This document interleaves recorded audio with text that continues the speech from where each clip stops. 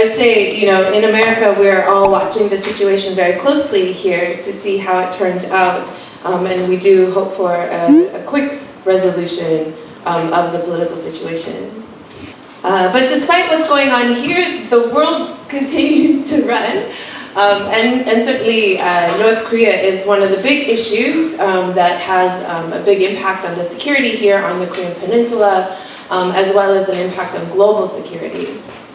And so getting back to negotiations and trying to find common ground with the North Koreans is something that is in everyone's interest and that we're all looking for answers for. And I would say today I might not have all the answers for you, but certainly we'll lay out some of the challenges that we see facing the Trump administration as he enters his second term, knowing that North Korea is one of the issues that he does care about.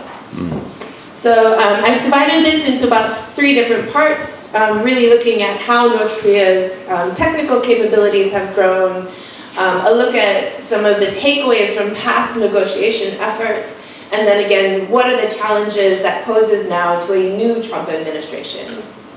And certainly in 2017, we have to understand that where North Korea is today, both in their own capabilities as well as the geopolitical situation, it's very different than what we saw back in 2017. And so while they were willing to negotiate about their nuclear weapons program back then, the failure of the Hanoi summit to bring about an agreement in 2019 was very consequential in how they think about their nuclear program, how they think about the opportunities for diplomacy and changing the nature of relations with the United States, and will pose a lot of new challenges for a new Trump administration. So what we saw after the Hanoi summit failed after 2019 was a real shift in North Korea's policies, both their external policies, their domestic policies, and especially their policy about their nuclear weapons program. In 2021, they set out a new 5-year plan that also included a number of goals for their WMD development. And as you all know well, especially since 2022, North Korea has made significant progress against this list of WMD technical advancements. If we look at what that actually means, what the potential size of the arsenal is, there's obviously a big range of what it could be based on what we think North Korea's fissile material production capability is. But the general estimate is somewhere in the range of 40 to 60 weapons at the moment. But what we do know is that North Korea has the ability to expand that arsenal, expand its fissile material production capabilities, especially through their uranium enrichment program. And so by comparison, you have Pakistan, India, both about 170, 164 weapons as part of their arsenal. North Korea may be around 40 to 60 now, but given their production, fissile material production capabilities, could certainly move into the range of a small nuclear weapon state like Pakistan or India. They've shown us 3 different types of, 3 different designs of nuclear weapons, nuclear warheads, one of which, the smallest of which on the right, the little green one, is the newest model that they've shown, presumably a tactical nuclear warhead that has, as far as we know, not been tested, and is one of the reasons why there's so much speculation that North Korea may do another nuclear weapons test. So while they might not have tested it, they've definitely, again, demonstrated that they have multiple different capabilities, a diverse range of capabilities, and they have talked about, despite not testing, they have talked about putting that tactical warhead into mass manufacturing. They also have a number of different delivery systems, a number of systems within all of the different categories, short range, medium range, intermediate range, intercontinental ballistic missile range, as well as different launch types. So we've seen solid fuel, we've seen liquid fuel, we've seen submarine launched, rail launched, silo launched. So they have a very diverse range of capabilities and continue to develop more diverse systems, making it very difficult to plan defenses against. We know they've also emphasized the expansion of their naval forces, and recent reports have shown that they're probably getting new fighter jets as well, so improving their air and naval capabilities. And in recent years, also doing a number of missile deployment drills and training sessions to actually practice using these systems. So in addition to the technical advancements, we've seen a number of changes in their legal foundations, creating the legal foundations for continued WMD development. And so in 2022, they released a new law on nuclear forces that laid out an actual strategy or doctrine. And in 2023, they passed a constitutional amendment that codified the right and the mandate to continue developing WMD. And so prior to 2022, prior to the nuclear law being passed, when North Korea talked about its nuclear program, it always used a very conditional formula. As long as the US maintained its hostile policy, that's why they needed nuclear weapons.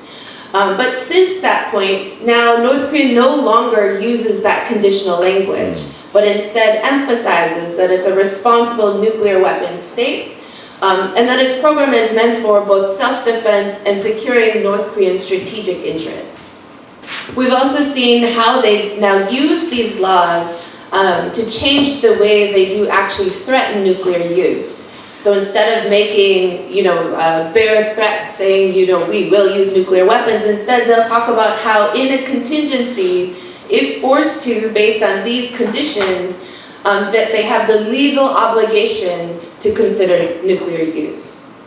So it does sort of give them the facade of adhering to rule of law, even though it's an illegal nuclear weapons program. So the implications here is that North Korea is a stronger, more resolute position than it was before. It has changed how it thinks about its nuclear weapons program. And instead now it really sees a very long-term vision for how its nuclear weapons are part of its identity, it's part of its security. So the question is, one, how did we get here? And this provides just an overview of the number of different nuclear negotiations and some non-nuclear negotiations that we've had with North Korea over the years since the 1990s. And because of time, we're not going through each one of them, but really looking at the idea that we've done bilateral, we've done multilateral, we've done inter-Korean, we've done US-DPRK. And so far, even when we were able to get an agreement, none of these agreements were sustainable over time. And so if we look at really sort of the net impact or net effect of specifically the US-DPRK bilateral engagement, sometimes we get agreements, sometimes we don't. All of the negotiations are long, they're difficult, and they may or may not actually achieve any results. So one of the things this has caused is a real deep mistrust and distrust on both sides of the equation, both of the intention going into negotiations. Does either side really intend to North Korea denuclearize, the US provide the concessions, but also the capability to implement. Can they really follow through and make good on the commitments that are spelled out in these agreements? And so now that we've also gone through the summit process of 2018, 2019, we've done a top-down process, we've done bottom-up processes, and it did not change the way that the negotiations fundamentally ran. They were still long, they were drawn out, they still had low prospects for success, and especially within a short time horizon. And at the end of the day, the North Koreans know that dealing with the United States, that they're going to need to sacrifice in order to gain benefits. And of course, sacrifice on their nuclear program. If we look at the inter-Korean process, in the early days of the inter-Korean process, denuclearization was not actually part of the agenda. So the agenda was much more built around economic cooperation, peaceful coexistence, unification. And because of that, there were a number of things that both sides were able to do and willing to do in sort of a peace framework. But again, as of 2018, during the process, the summit process with Moon Jae-in, now suddenly denuclearization is also part of the inter-Korean agenda. And so despite the political will to move the agenda forward, the takeaway, the Moon administration was unable to get the kind of international cooperation it needed to really implement the vision seen in the Panmunjom Declaration. And if you're thinking about what did North Korea learn from that process, one of the lessons they learned was that there is no longer an inter-Korean agenda that is independent of the North Korea's relationship with the rest of the world. And now also like the US DPRK process, the inter-Korean process is also going to require North Korea to make sacrifices on its nuclear program to move the relationship forward. And a real quick look at the multilateral efforts under the six-party talks. The assumption was if you have more parties, you will have greater accountability, you'll have greater sustainability because the more parties will help keep everyone accountable to the agreement. But what we found in practice is that the US and North Korea were still the key actors. So if either of those parties were to exit from that, the process fell apart. And of course, in the multilateral process, it was also built around denuclearization. And so it still required North Korea to make sacrifices on its nuclear weapons program in order to benefit. So the question is, are they willing to make sacrifices on their nuclear weapons program in order to benefit from relations with the US, with South Korea, or with the international community? And so if we look at the challenges ahead of the new Trump administration, we also have to understand the context of how this issue will be viewed by the new Trump administration. So in 2017, in the handoff of the presidency from Obama to Trump, Obama told him this would be your most important national security challenge. North Korea would be the most important national security challenge that no other president had been able to solve. And I think at the time it was just too attractive of a proposition, too attractive of a challenge. It was the shiny thing in the room for Trump as the negotiator to try and tackle. And so at the time, not only was he willing to try and address North Korea and build relations with North Korea, but he was willing to do so even when the negotiations weren't going well and the relationship wasn't going well. He kept high-level attention on it. And this is actually quite rare for a US president to spend this much time and attention on the North Korea issue. But the conversation that will happen between Biden and Trump as they hand off the presidency is going to be quite different in 2025, not 24. And if we're talking about national security challenges, we have active conflicts going on in Ukraine and the Middle East that the US is involved in. We have high tensions over Taiwan. We have high intensifying competition between US and China, as well as now the increased integration of economic security as part of national security. So trade policy also plays big in that high priority for the new administration. And because of this, there is a sense that the new administration is going to want to address these higher priority issues first, and will generally defer the North Korea issue until there's greater progress, until these other issues are in a better place. So while Trump has indicated that he's willing to re-engage at a leader-to-leader level with North Korea, he is still interested. It might be a while before he gets there. And when he does get there, then the question is how is he going to do it? And so we've talked about how North Korea has stronger capabilities. They now have a different role for their nuclear weapons program. They've built the legal structures for it. But they also have deeper alignments within a growing Cold War-like era, as well as new alliances and military cooperation, especially with Russia. And as the world is moving towards more of these security blocks or values-based blocks, there's also greater resistance amongst the undemocratic bloc, a greater resistance to U.S. dominance, Western dominance especially in financial markets in the world economic system, that have created now a network of common cause, of resisting economic dominance, resisting sanctions, all of which give North Korea greater opportunities. So what this means is, for instance, instead of going through a difficult negotiation with the United States where they may or may not get sanctions relief, they can instead cultivate relations in this networks of common cause to build economic cooperation, build military cooperation with countries that will work with them regardless of sanctions. So there's very little urgency for them to negotiate with a difficult state like the United States. In addition to that, unlike 2017, we no longer have real global consensus that North Korea's denuclearization is necessary.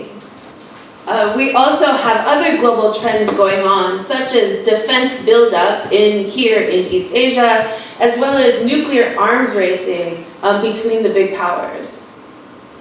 And so in an environment where you have arms racing and active conflicts going on, it's very difficult in that environment to convince one country that there's benefits to disarming. In addition to that, of course, we also have the precedent of the Hanoi summit, which questions if you're North Korea, if you're Kim Jong-un, do you believe that Trump can deliver? Whereas in the Hanoi summit, there was a lot of verbal commitments made, but there was no agreement that was reached, and very little implementation of even the verbal commitments that were made. All right, so putting all of that together, again, here's the task at hand for Donald Trump as he enters into his second term. And the reality is we can't just start where we left off, because the global conditions have changed and North Korea's positioning has changed, and North Korea's perception of their own position, their own worldview, and their role of their nuclear weapons. All of these things have fundamentally changed, and we need to adapt to that. And so in part of thinking what a new strategy is also rethinking what are our actual goals for North Korea, and US-North Korea relations in particular, beyond denuclearization. Because denuclearization can still be part of the agenda, but the question is, to what end? Because I think it's very unlikely that we'll be able to re-enter directly into nuclear negotiations, but are going to have to find a new starting point for building a new diplomatic moment. And of course, one of the constraints to building this new strategy, building these new goals, is how do we balance that with our relations with South Korea, especially if we're not starting with the nuclear issue with North Korea. And I think it's worth remembering, back in 2018, the negotiation process, both in the inter-Korean and in the US process, did not start because it did not start as a nuclear negotiation, but instead started about a negotiation about North Korea's participation in the Olympics. And so it created a topic that the two could talk about that wasn't security related, in order to re-establish relations, start to build some kind of trust and goodwill that eventually then could start to bring back in the security component. And so I think, there's a certain level where Trump may think he can wait, he can defer North Korea until later, but North Korea might actually push that agenda sooner. And so we do see North Korea, the moves that they're making, especially regarding unification, changing their relationship to South Korea, trying to define their own borders. We do see them challenging us, the international community, the US, South Korea, to think about a different agenda. And that agenda is, what would a permanent two-state solution on the Korean Peninsula look like? So I think there are some uncomfortable conversations that are going to happen within the alliance to think about what this challenge, how to respond to this kind of challenge, and how do we build a new strategy towards North Korea that can potentially bring them back to the negotiation table. So I know our time is short today, so I'm going to leave it there, and I'm happy to take some questions if you have them. 혹시 한 얼마 정도 되면 한 트럼프까지 한 4년 정도잖아요, 그렇죠? 4년 한 얼마 정도 있으면 북한 문제로 이렇게 들어올 수 있을지.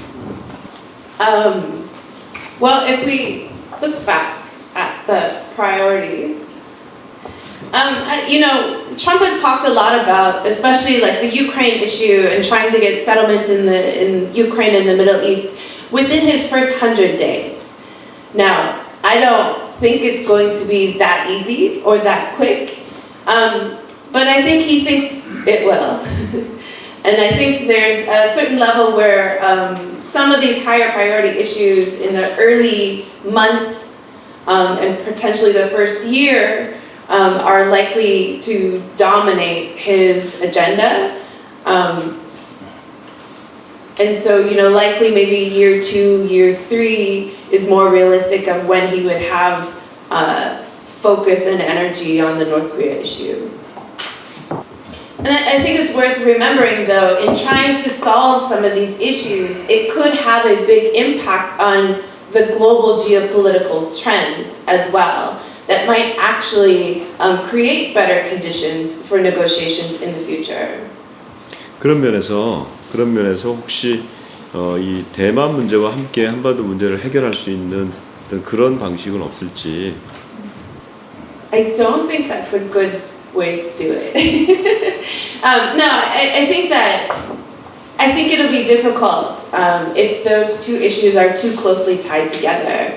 And I say that where if you look back at, again, 2017, the US had really tried to compel China's cooperation on North Korea by promising, like, if you did this, if China does this, then the US would avoid labeling China as a currency manipulator, and China would avoid a trade war with the United States. Well, Xi Jinping did more, China did more that year on the maximum pressure campaign and sanctions implementation than it had ever done before. But it still got labeled a currency manipulator and still got the trade war. So I think there's lots of questions about how much countries like China will really trust Trump in a second term, and especially when it comes to difficult issues like North Korea or Taiwan. 이스라엘과 헤즈볼라의 전쟁 때문에 지금 우리 전 세계가 어려움을 당하고 있고 또 우크라이나와 러시아 전쟁 때문에 저희가 힘든 가운데 있는데 이게 저는 이 전쟁의 장기화로 인해서 많은 나라들이 힘들지만 북한은 지금 파병이 됐잖아요. 북한이 러시아에 파병을 해가지고 그것에 대한 이제 문제들도 이렇게 많이 일어나고 있는데 이 두 나라와 이 두 가지 나라죠. 이스라엘하고 헤즈볼라하고 우크라이나하고 러시아에 간의 이 전쟁에 대해서 트럼프는 어떠한 정책을 펼쳐갈 것이고 앞으로 그걸로 인해서 우리 북한과의 관계는 어떻게 펼쳐질 것인지 예측을 좀 해봤으면 좋겠습니다. Good question. So I don't think we quite know yet. But there has been some talk, for instance, of in negotiating a settlement, for instance, with Russia, that North Korea might be a component of those negotiations as one of the conditions for a settlement that allows Russia to maintain the occupied territories. And if these two, if North Korea is a part of that negotiation and that settlement, I think it's going to have a really negative impact, of course, on how North Korea views the new Trump administration. And there may be a sense of if there's, for instance, some condition about North Korea as part of the settlement with Russia, if Russia agrees to it in order to have a more favorable agreement and improve relations with the United States, it's going to, of course, upset Russia-North Korea relations. And North Korea, I think, will see it as both the fault of Trump and of Putin in that instance.